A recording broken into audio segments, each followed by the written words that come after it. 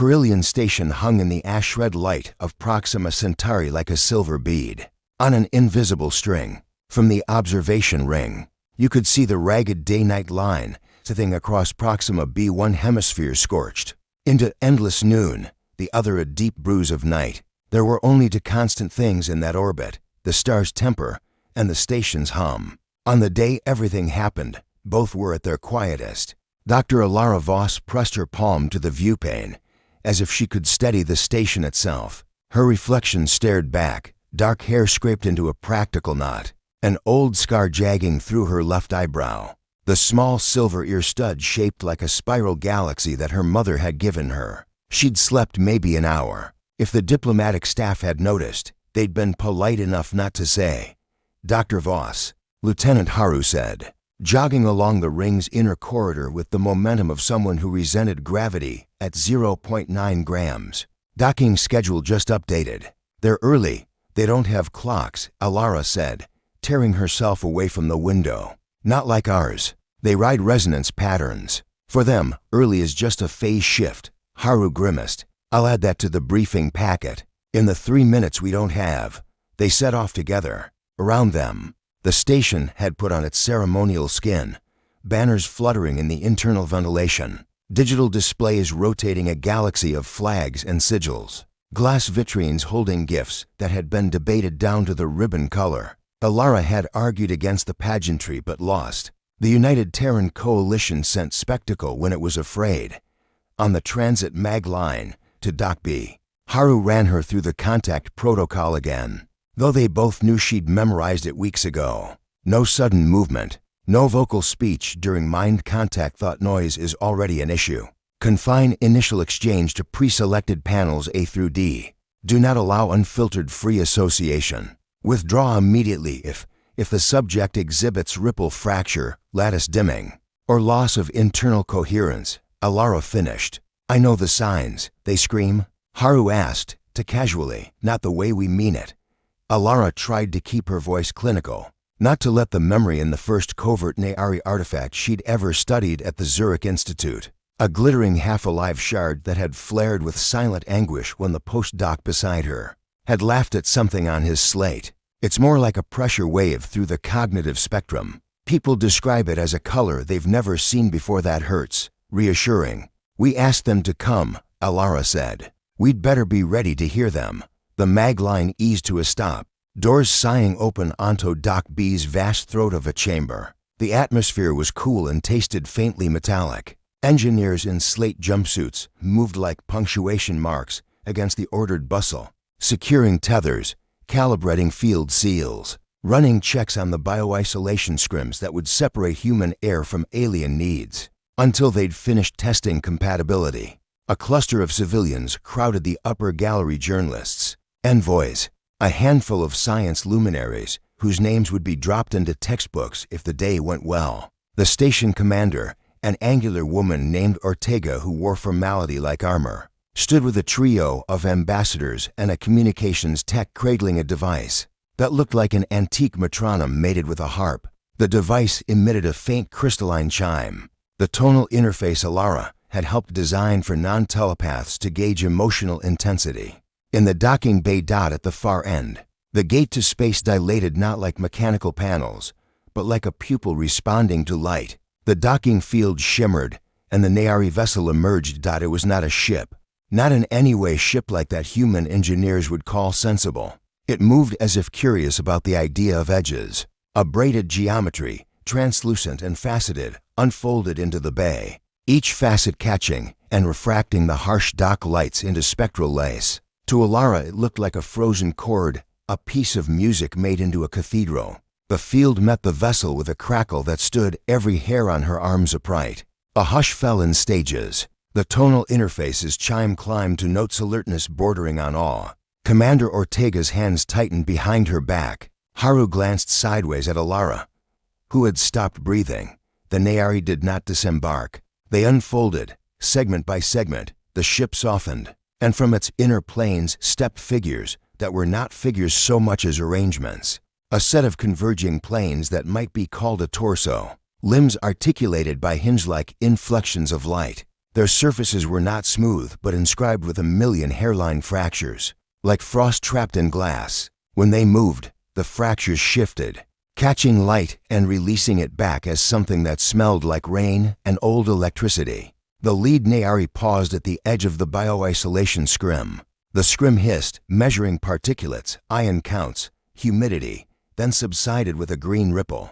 Alara saw, close enough to distinguish the subtle variations in refraction, that the lead's lattice held more dark inclusions than the others. Age, she thought, or rank. Her slate vibrated a message from the medical team. Is your suit on? She looked down at the thin collar humming where it met the base of her skull. The neural dampener would filter her cortical emissions down to a level that Nayari could tolerate.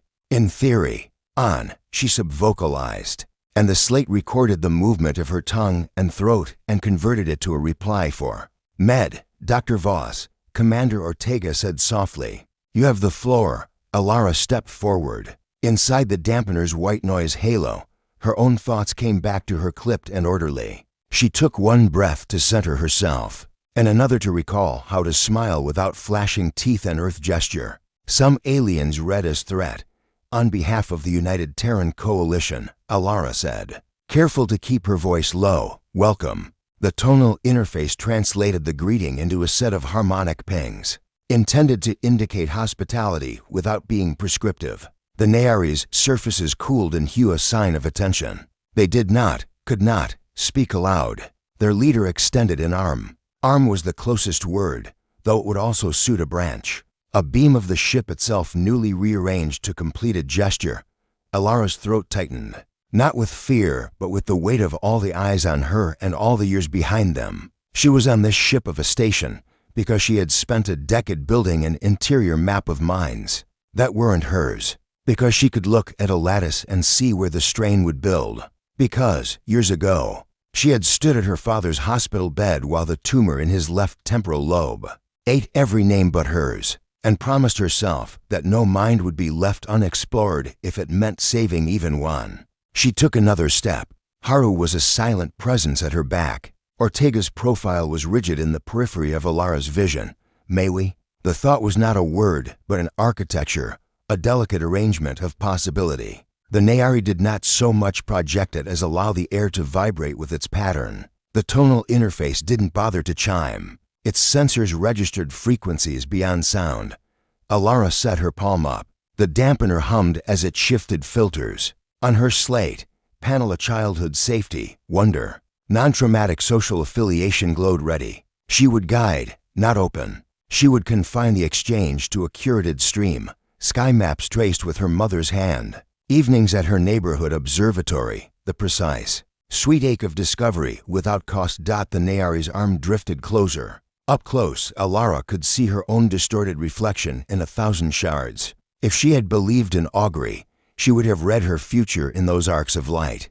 The first touch was an electric kiss, skin to lattice, warmth to coolness, flesh to geometry. The dampener flared, and Alara shepherded her mind along the rails she'd built into it, guiding the Nayari to the constellations of her childhood. She flung wide the sky in her head, Orion rising, the Milky Way like chalk dust scattered by a giant hand. The way her mother's voice would soften on the word nebula, for a fraction of a second. It worked, then like a river ignoring the where they felt her, not the curated memory, but the hum beneath it, the untidy, serrated engine of a human being that had never been designed for containment. Alara had a scientist's discipline. She also had a spine of lightning, a mind that made music out of flood. She had a catalog of every embarrassment she'd ever replayed at 3 in the morning. She had a decades-old grief that never fielded polite invitations. She had, like all humans, an entire ecosystem of hunger, love, fear, humor, rage, tenderness, each species of feeling evolving at its own feral pace. The Nayari's lattice brightened so abruptly the dock lights seemed to dim.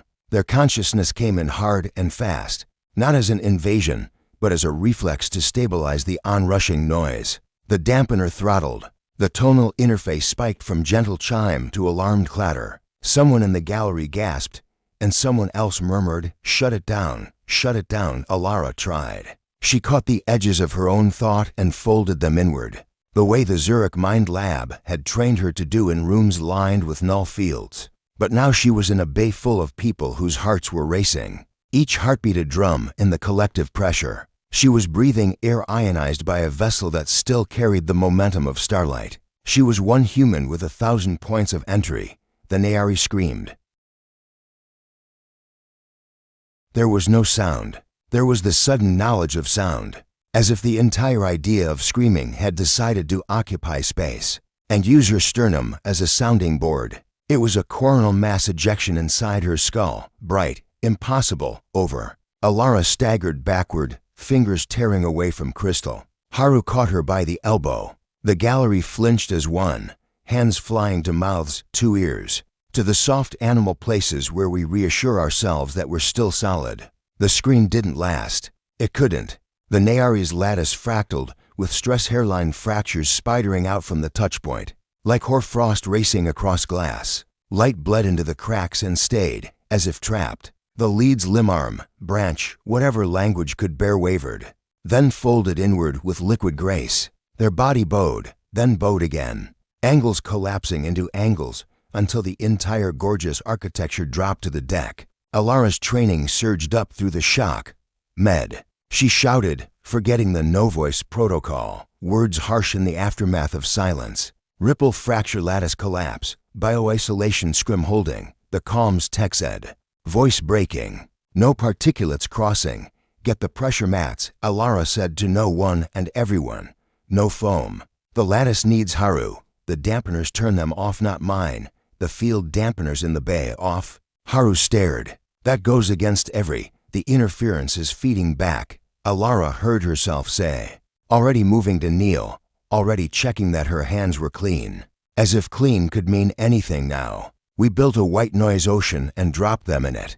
Ortega's command voice cut through the tangle. Do it. 3 seconds. Then reassess. The bay's ambient hum changed pitch, like the room had been holding its breath and finally decided to exhale. Alara pressed her fingers very gently to the air just above the Nayari's surface, measuring with the medical sensors embedded in the pads of her gloves. Readouts stuttered across her slate, coherence decreasing, internal phase misalignment, energy trapped in non-conductive fissures. Stay with me, Alara whispered, and then realized the idiocy of it. With me made sense only to human beings, who understood singular pronouns and the private boats of their bodies. She closed her eyes and did what she had not done since Zurich, what she had sworn she would not do without a Faraday room and witnesses, and a full neural resuscitation team. She opened the smallest door in her head and let out a sliver of stillness. It wasn't a Nayari stillness. She couldn't do that. But there are quiet places even in a human mind. The measured rhythm of counting prime numbers. The precise satisfaction of a solved proof. The first seconds between inhale and exhale when the diaphragm floats. Alara gathered those moments, smoothed them into a flat lake, and in the language of proximity the Nayari could read, she offered it. Here, a place without edges. Borrow it. The lead's lattice shivered. One crack, one among 100 stopped brightening. The tonal interface dropped 3 notes toward something like relief. And then the Nayari's body did something Alara had been told it might not do. It slackened. The internal light dimmed to a glacier's glow. The fractures held, but they stopped multiplying. The leader's companions, 2, 3 had gone still at the edge of the scrim, refracting the bay in disjointed mirror panes. Alara sensed, without touching them, their attention braided back toward the fallen one. Haru's breath ghosted her shoulder. Is it, are they? Unconscious, Alara said, voice low. Or whatever the closest analog is. She swallowed, mouth dry. We overloaded them. She looked up. The gallery was an orchestra of faces hitting the same notes. Fear, guilt, awe. Commander Ortega's expression had shifted from battlefield command to the too still focus of someone doing math she did not want to get wrong. Seal the bay, Ortega said crisply. Full medical protocol. Dr. Voss, your lead until Dr. Iqbal gets here. No one else touches them. No press push. We will inform Earth when we know if our guest is alive. A dozen people moved at once. Field medics slid crisp, transparent mats under the Nayari with careful hands, as if they were lifting a stained glass window from a cathedral floor. The bio-isolation scrim flexed to allow passage into the med corridor, keeping atmospheres honest. The tonal interface dropped to a barely audible murmur, and then, as if embarrassed by its own racket, shut itself down until explicitly called. Alara stood, the room tilting around her. Haru's hand was still on her elbow. She realized she had dug her nails into her own palm so hard she'd left crescent moons. "Doctor," Haru said. "I'm fine," she lied. She looked at her hand. The skin where she had touched the Nayari felt cold, not from temperature, but from meaning. As if the air had been emptied of heat in exchange for an idea. She flexed her fingers. They obeyed. "Do you need a replacement dampener?" Haru asked. "No, I need to see if we can stop the phase misalignment before it becomes permanent." She glanced at the place on the deck where the Nayari had fallen. Someone had dropped a spanner in the shock. It lay there like a relic from a different story. They moved. Two medics pushed the mat as if carrying a pane across wind. Alara walked at the side where her hand had touched theirs. Not for any scientific reason she could articulate, but because the shape of the moment required it. As the med doors irized open, a single thought shivered through Alara's mind, not as a message from the Nayari, but as something her own human brain decided to record in the language of prophecy.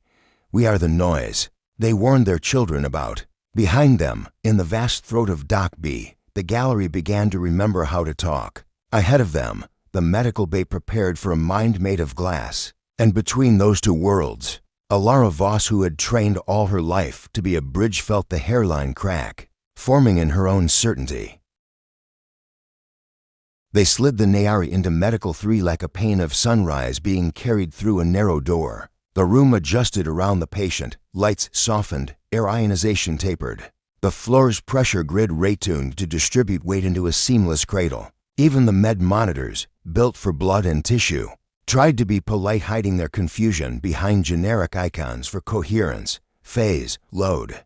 Dr. Iqbal arrived already, snapping on gloves. He looked like a man who kept his coffee in a thermos labeled evidence. "What have we got?" "Ripple fractures along primary planes," Alara said, kneeling beside the lattice. "Trapped energy in the fissures." The dampening field in Doc B was feeding interference back into their structure. She did not add, "I fed interference back into their structure." There would be time for blame later. There was a body here. Iqbal flicked his gaze over the readouts. "So there. Overheating? More like overmeaning," Alara said. "They carry cognition as standing waves in the lattice. When the waves go out of phase, the structure resonates itself apart."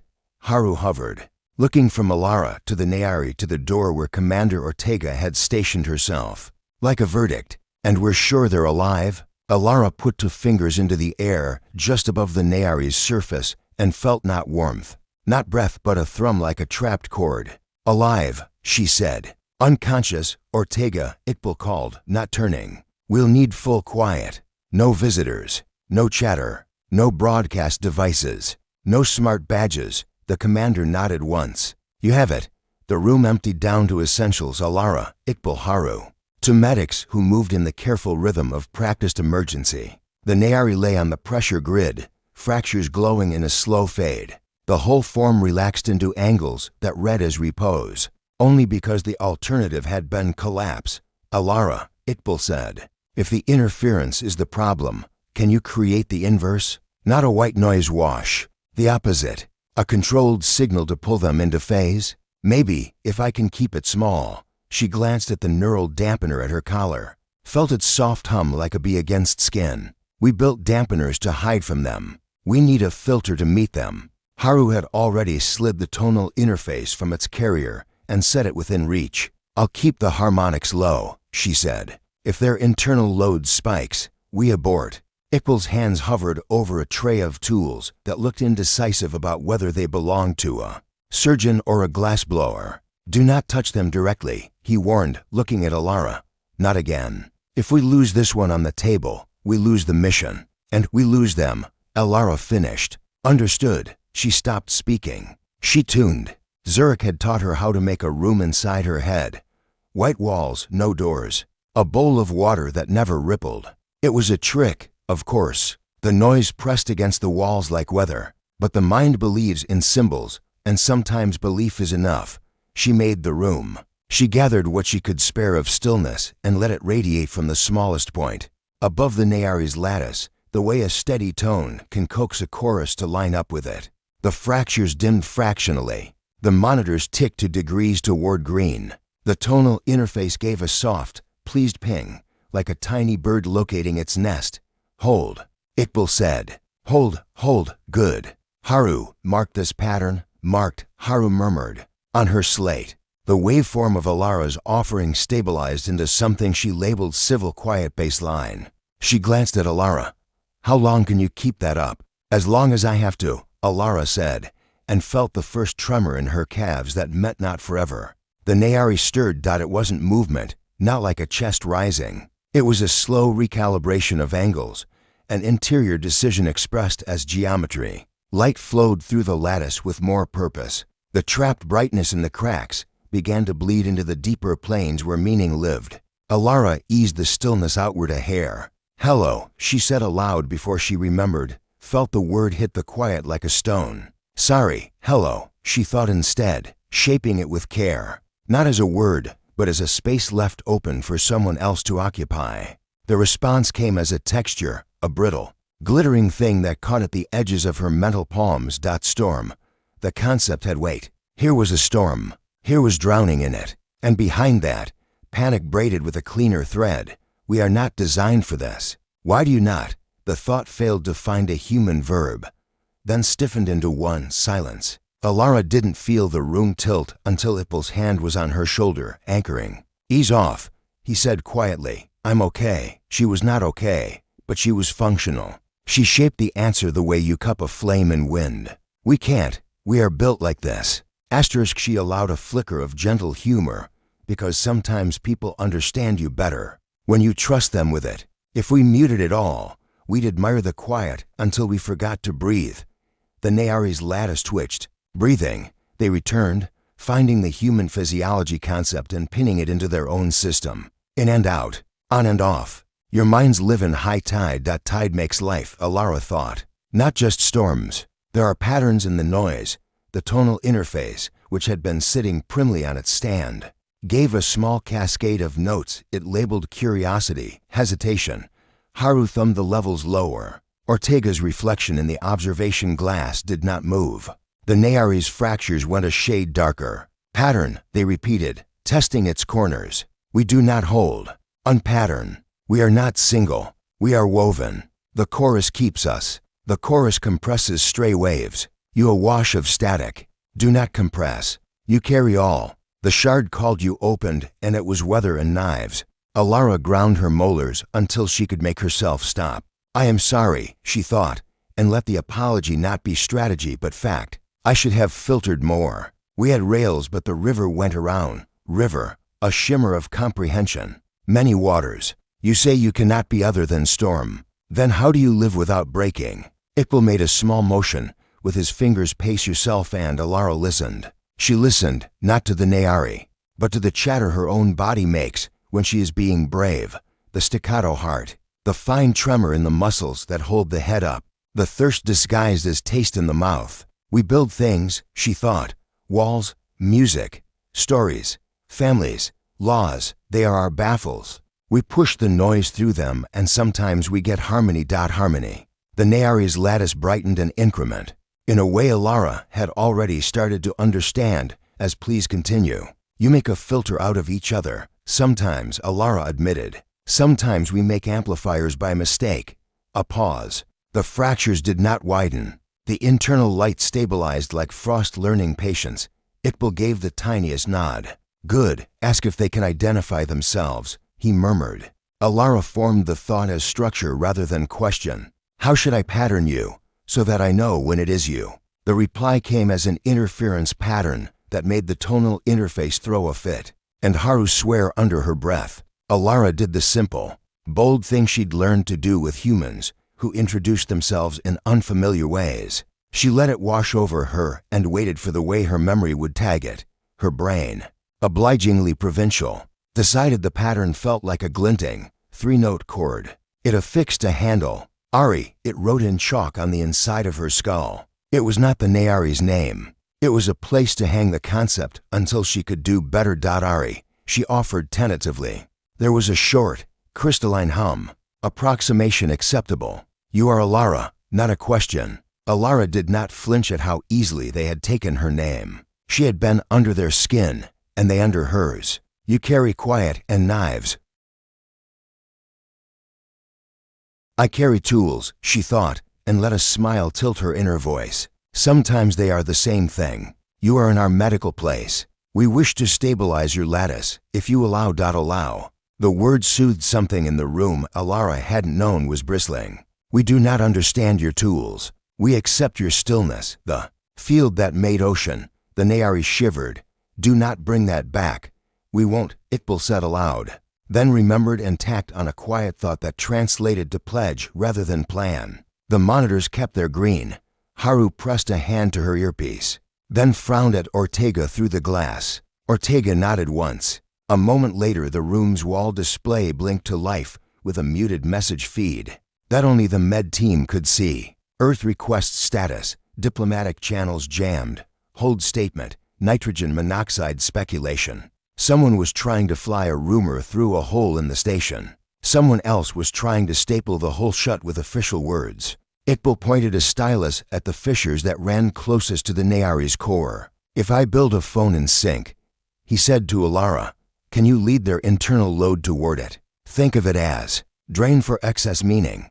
Alara swallowed a laugh that would have turned on her and bitten. A metaphysical sump pump, Haru's mouth crooked. My favorite tool. They built it together, Iqbal arranging a shallow gradient in the field around the Nayari. Haru sensing the tonal interface to echo the drain with a soft, repetitive pulse, and Alara shaping her quiet into a channel. The work asked for the kind of concentration that shuts out grief and future and self. She welcomed the request as a thirsty plant welcomes rain. Slow, Iqbal cautioned.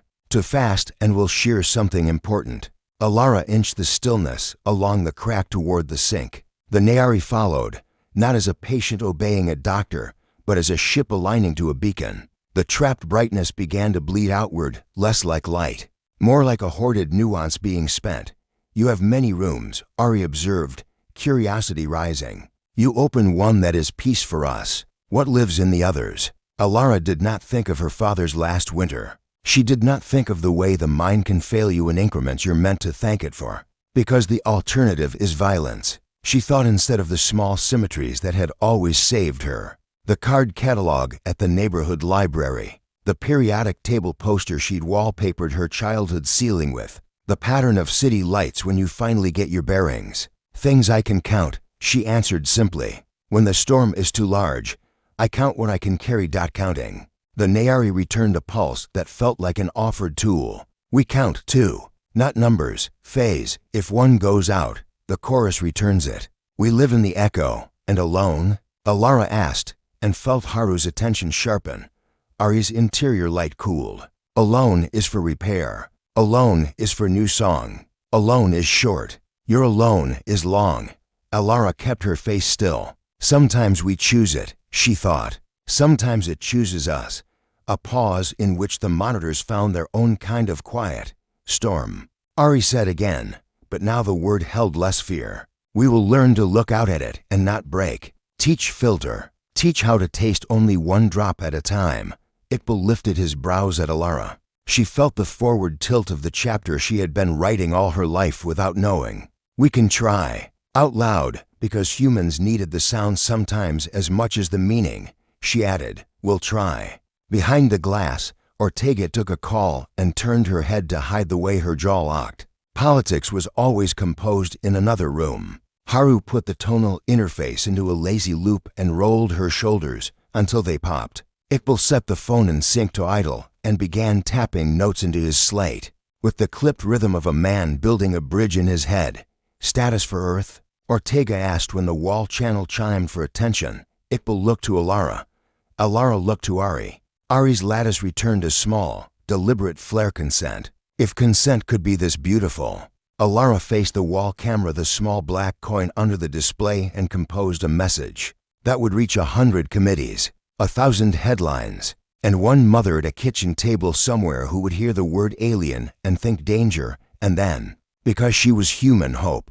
Our guest is alive, she said, voice steady. They experienced a catastrophic resonance event on contact. Due to the unfiltered density of human cognition and the station's dampening fields, we have stabilized them. Future contact will require a filtration protocol tailored to their cognition. I will lead development. No further contact will occur until that protocol is in place.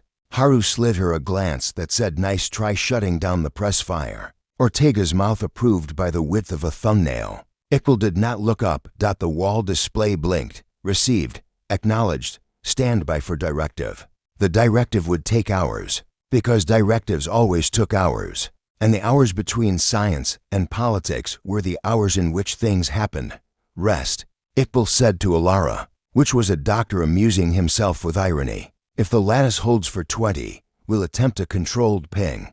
Alara nodded, then realized she had not moved in so long that her joints had filed complaints with her knees. She rose carefully and went to the sink to wash hands that were not dirty. She stared at her reflection in the stainless steel curve and already felt the old habit. The audit of what she had done wrong and what she had done right, and how little control she had over. Which column would be quoted later? Behind her, the Nayari whispered against the air with emotion that made no sound.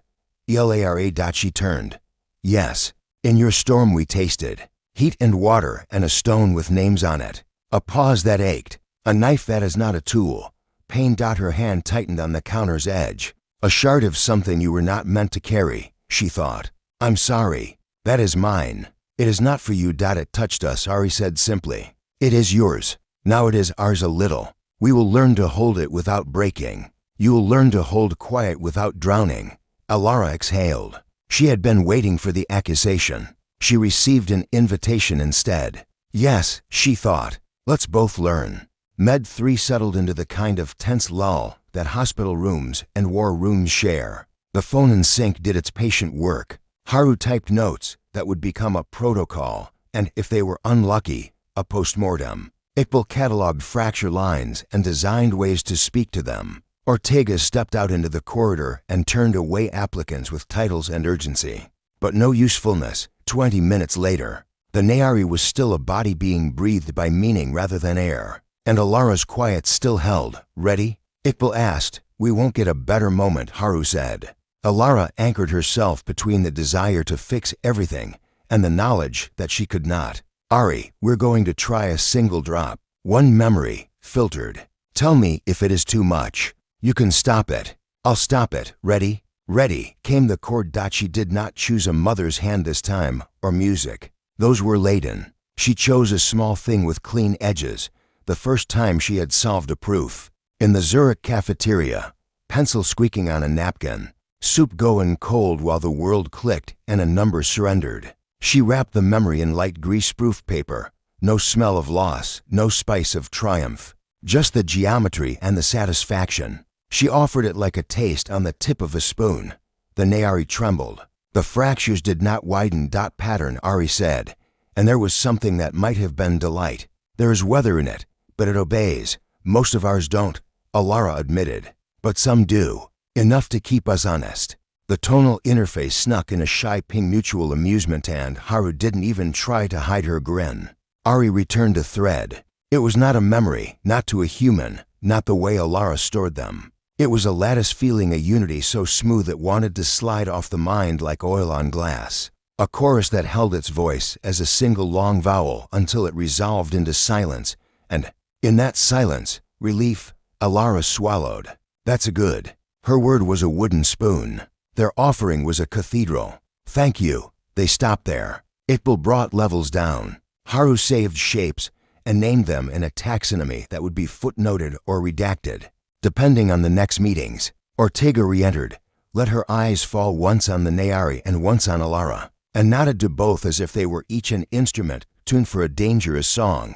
Hours later, when the med rotation came to peel them off their benches and send them toward sleep, that would pretend to be enough. Haru said in the corridor, they asked you why we don't silence. How would you answer if you had more than 10 words? Alara pressed her back to the cool wall and let her head tip until her scalp met composite. Because the price is too high, she said. Because the noise is where the new things live.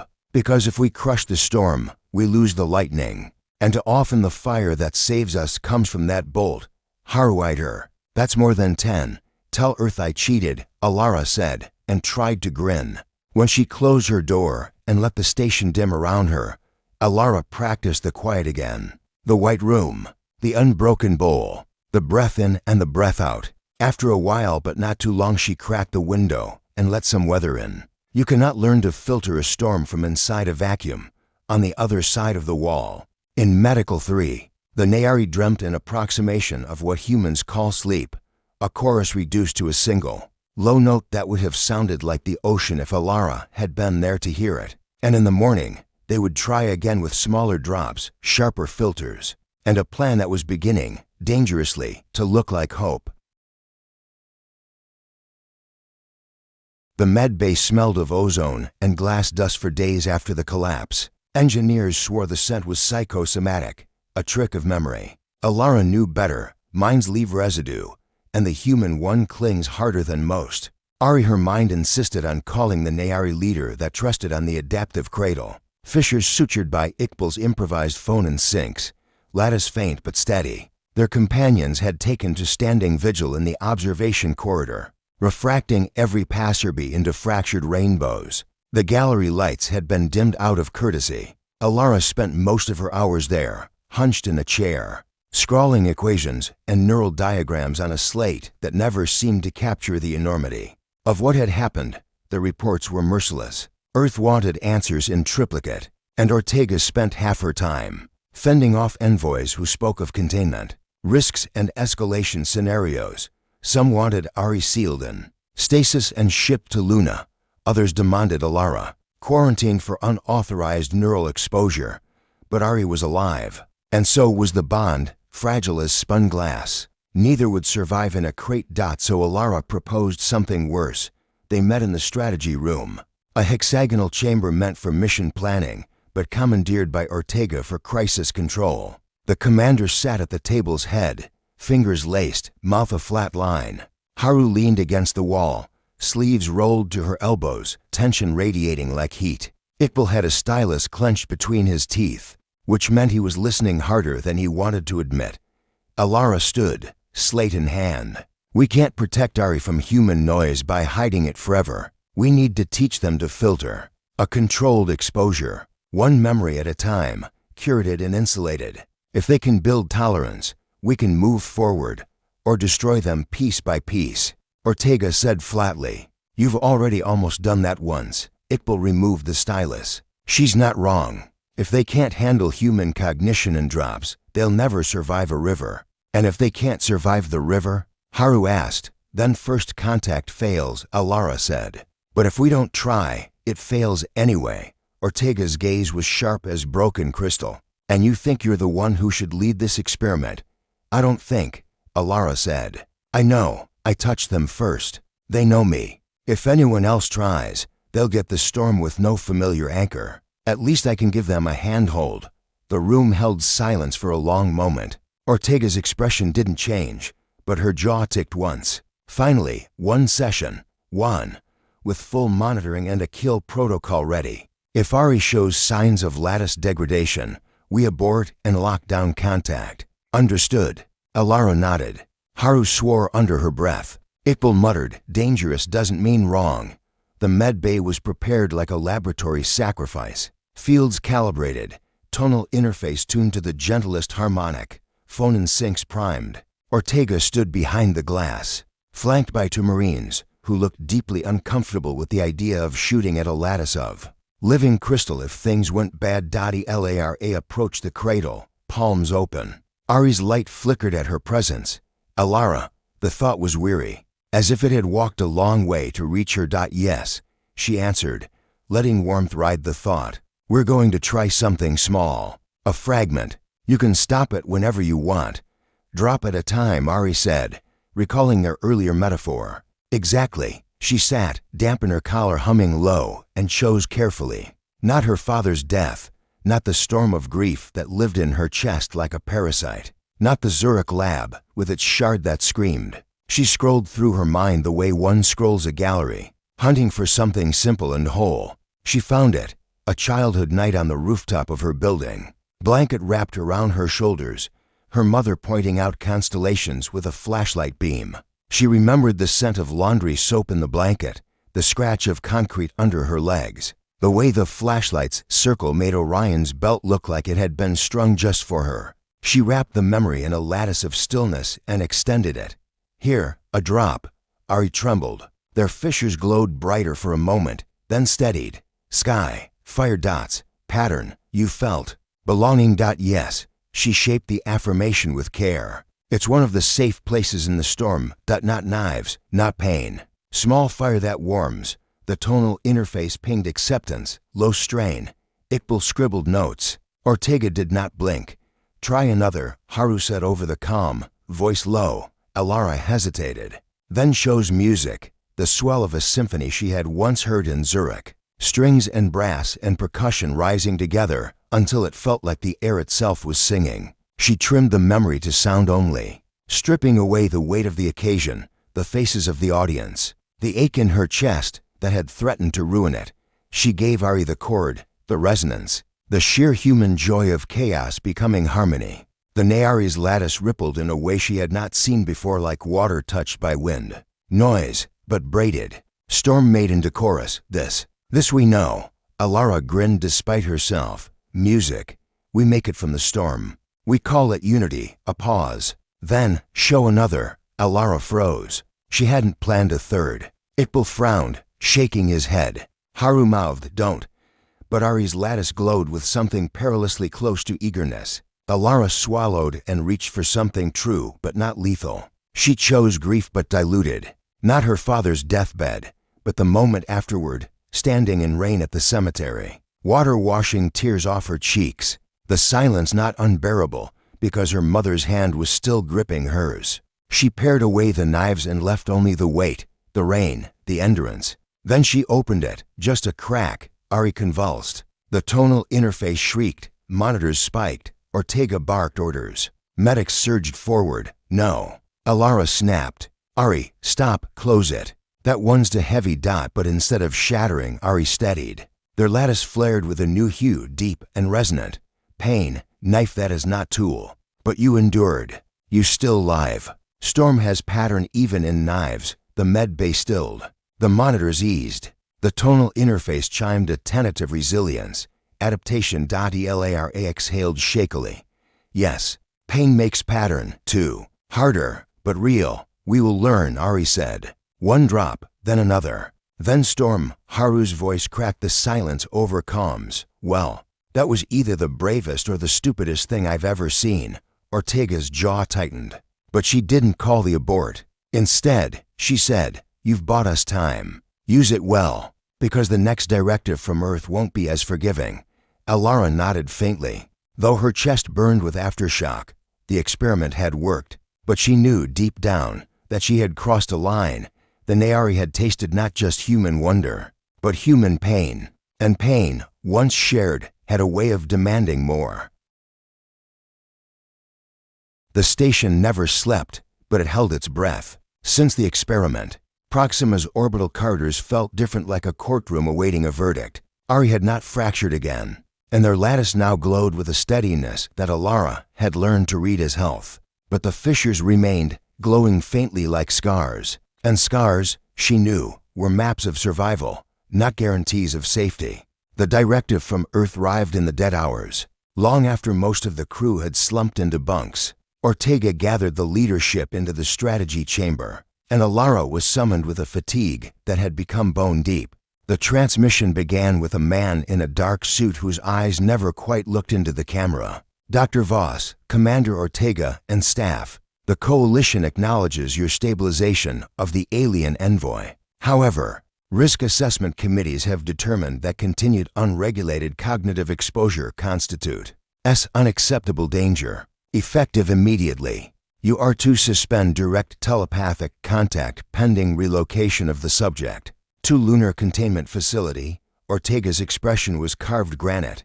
Haru muttered a curse. Alara sat frozen. They wanted to box Ari, to drag them across 20 light years and bury them in bureaucracy, to take the fragile beginning of understanding and kill it with paperwork. Alara's voice came out raw. With respect, you can't contain them. Not like that. Their mind isn't cargo. If you move them without a living filter without me, they'll collapse again. Or worse. The man's gaze flicked sideways, probably reading text off screen. Your attachment is noted, but security comes first.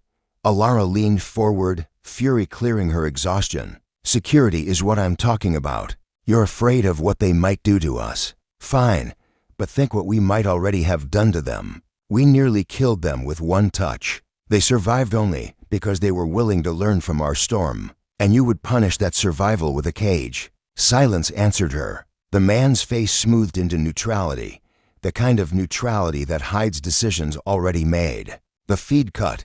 The room was left with only the hum of the station. Ortega's knuckles were white where her fists clenched the table. Finally she said, "We don't have much time." Alara returned to Med 3 in a haze. The Nayari companions still kept vigil, shifting their lattices in patient patterns that read like prayers. Ari lifted their head when Alara entered, light refracting into the dim chamber. "Your storm is unsettled," Ari said. Alara sat beside the cradle, too tired for filters. "Earth wants to take you away, to put you in a place where I can't help you." A pause, then a ripple. "Contain, hide." Silence. Yes. Ari's lattice dimmed, then steadied. "You are afraid. Not for me," Alara thought. "For us, for all of us. If they bury you, this ends in fear. If we keep learning, it can end in something else." Ari shifted. The fractures glowed faintly, like embers remembering flame. "Then we must learn faster. Show us more drops. Show us storm until we can hold it. And we will show you quiet until you can rest inside it. Shared, not caged." Alara's throat tightened. "That's dangerous. The more we share, the more we bleed into each other. You might lose your unity. I might lose myself, perhaps," Ari said, with the unflinching calm of crystal. "But perhaps we build something neither alone could make." The next session was not sanctioned. Ortega gave no explicit permission, but when Alara entered Med 3 at shift change, no one stopped her. Haru pretended not to see, busying herself with the tonal interface's calibration. Iqbal remained in his office, door conspicuously unsealed. Alara sat, shut her eyes, and opened herself wider than before. No neat rails, no filtered drops. She didn't hand Ari a single polished gem. She handed them a box full of weather. She gave them fragments, laughter on a rooftop, a scar on her eyebrow from falling off a bicycle, the bone-deep dread before her doctoral defense, the taste of cheap whiskey, the way grief sometimes arrived in dreams wearing her father's shoes. She gave them her human noise, not all of it, but enough that her chest felt hollow when she opened her eyes.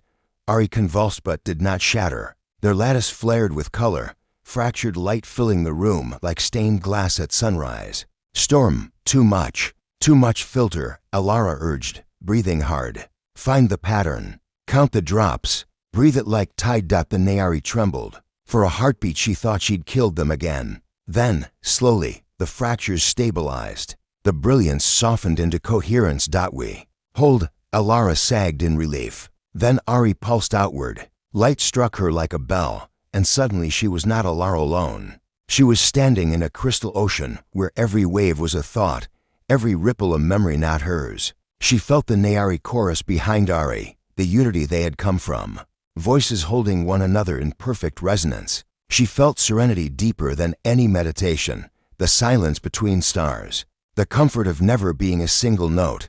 She gasped aloud, eyes wet. "So quiet, so beautiful, shared," Ari said. "You gave storm, we give stillness, balance." They stayed there, entwined, storm braided with silence until Alara's dampener screamed warning in her ear. She tore free, chest heaving, eyes burning with a new kind of awe. Haru's voice cut through the haze. "Alara, what the hell just happened?" "Your vitals flatlined for 12 seconds. Alara looked at Ari, whose lattice glowed with a steadiness she had never seen before. Fractures now glowing like healed bone. "We shared," she whispered. "Not just drops, not just filters. We merged." The summit was hastily convened 2 days later. Ortega stood at the dais, jaw tight. Behind her, Ari loomed, their companions fanned in crystalline symmetry. Alara stood at Ari's side, dampener collar dormant. The chamber buzzed with journalists, envoys, scientists, and soldiers. Everyone wanted answers, or control, or both. Ortega silenced them with one sharp gesture. "The Nayari envoy has stabilized," she said. "They have adapted to human cognition through a shared filtration process. Dr. Voss will explain." Alara stepped forward. Her hands trembled, but her voice did not. First contact isn't about speaking or listening. It's about surviving each other. Ari and I shared more than memories, we shared minds. In storm and in stillness, we found balance. This is not conquest. This is not containment.